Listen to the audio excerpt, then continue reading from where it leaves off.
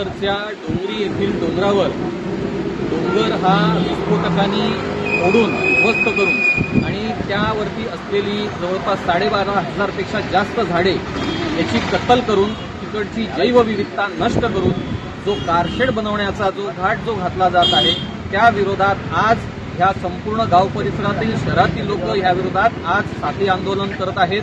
शांततेच्या मार्गाने आज लोकांनी आंदोलन केलेलं आहे।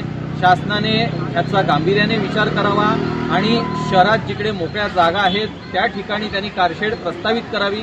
हा मीरा भाईंदरच्या नागरिकांचा लाखो नागरिकांचा एकमेव हा ऑक्सिजन उत्पन्न करणारा सोर्स आहे, प्रदूषण कमी करणारा सोर्स आहे, तापमान कमी करणारा सोर्स आहे। त्याच्यामुळे हे जे नैसर्गिक स्रोत आहे आणि ह्या डोंगराच्या वरतीच ह्या भागातील शेतकऱ्यांची शेती बागायती भाजीपाला लागवड ही सगळी अवलंबून आहे।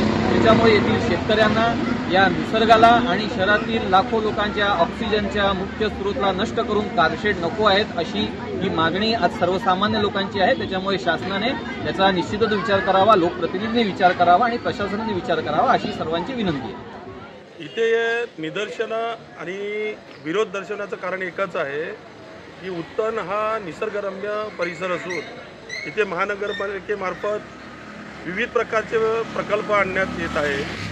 या किती वर्षापूर्वी जो डम्पिंग ग्राउंड आला त्याचा लोकांना त्रास होत आहे। त्याच्यानंतर कुत्र्याचं निर्बीजीकरणाचा दवाखाना असो, कत्तलखाना असो, स्लॉटर हाऊस, त्याच्यानंतर आता मेट्रो कारशेड, हा मेट्रो कारशेड येतो प्रकल्प त्याला आमचं स्वागतच होतं। परंतु जिथे जी जागा निवडलेली आहे ती डोंगरावर आहे आणि त्या सदर डोंगरावर जवळजवळ 12 ते 15,000 झाडं कापल्याशिवाय तिथे कारशेड करता येणार नाही। म्हणून जर एवढ्या झाडाची जर कत्तल झाली तर भविष्यात आपल्या या मीरा भाईंदर शहराला श्वास घेण्यासाठी आणि शुद्ध हवा मिळेल याची शाश्वती नाही।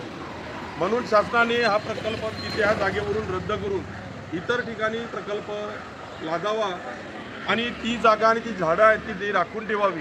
इथे पशु पक्षी आणि अन्य प्रकारचे जे विविध प्रकारचे प्राणी आहेत लोकांचे त्याच्यावर पोटगी होत असते।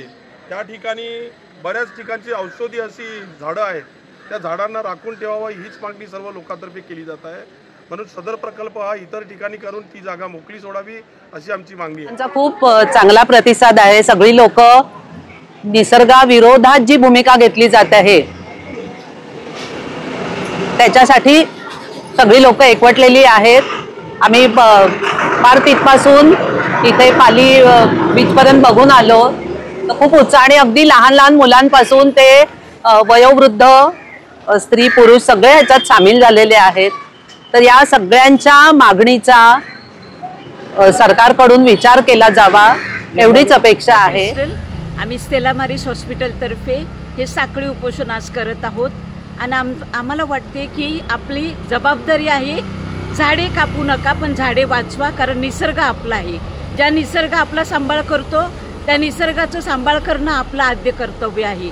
आणि आज जर इतक्या हजाराने झाडे जर कापली तर आपलं पुढचं आयुष्य काय असणार, कारण ह्या झाडामुळे आपल्याला पाणी मिळते, हवा मिळते आणि झाडे आहेत म्हणून आपण जगू शकतो। आम्हाला वाटते तुम्ही कारशेड कुठेही करा, आमची मागणी अशी आहे की झाडाची कत्तल करून जिथे झाडाला इतकं महत्त्व दिलं जाते तिथे कारशेड होऊ नये हीच आमची मागणी आहे। हे आंदोलन आम्ही झाडं न तोडावी यासाठी, आम्हाला मेट्रो नको। झाडं तोडली तर आम्हाला ऑक्सिजन कुठे मिळणार, ऑक्सिजन नसलं तर मेट्रोचा काय आपल्याला उपयोग। एवढीच आहे की आम्हाला कारशेड नको आहे, कारण आता आमची जी येणारी पिढी आहे त्यांना ग्लोबल वॉर्मिंग वाढणार आहे। आमचे कामं जी असतात ती गरमीत असतात। आम्ही आत्ताच एवढी गरमी वाढत चालली आहे वर्षानुवर्ष, याचा खूप प्रॉब्लेम होतोय, खूप माणसं खूप हेल्थ इश्यूज होत आहेत। तर आम्हाला कारशेड नको आहे, हेच आमचं एवढंच मागणं आहे। ते आमच्या डम्पिंगमुळे आम्हाला जास्त त्रास होते, त्यामुळे रोगराई पसरले, छोट्या छोट्या मुलांना कॅन्सरचा आजार, वयस्कर माणसांना जास्त श्वास घेऊन जास्त त्रास झालेला आहे। म्हणून आम्ही उभे आहोत। तसेच हे झाडे झुरे कापायचे घेतल्या, याचं कारशेड तुम्ही आम्हाला हे करणार, कारशेड तुम्ही करणार ते आमचे लोक कुठे जाणार, वा परंपरा आमची इथेच आहे आणि श्वास कुठे आम्ही घेणार, आम्हाला निसर्गच नसलं तर आम्ही कुठे राहणार। तुम्ही असं करणारे बरं नाही होणार, त्यामुळे आम्ही इथे जमलेलो आहोत। साठी जी 20,000 झाडांची तोडणार आहेत, त्याच्यामुळे आमचं जनजीवन विस्कळीत होणार आहे।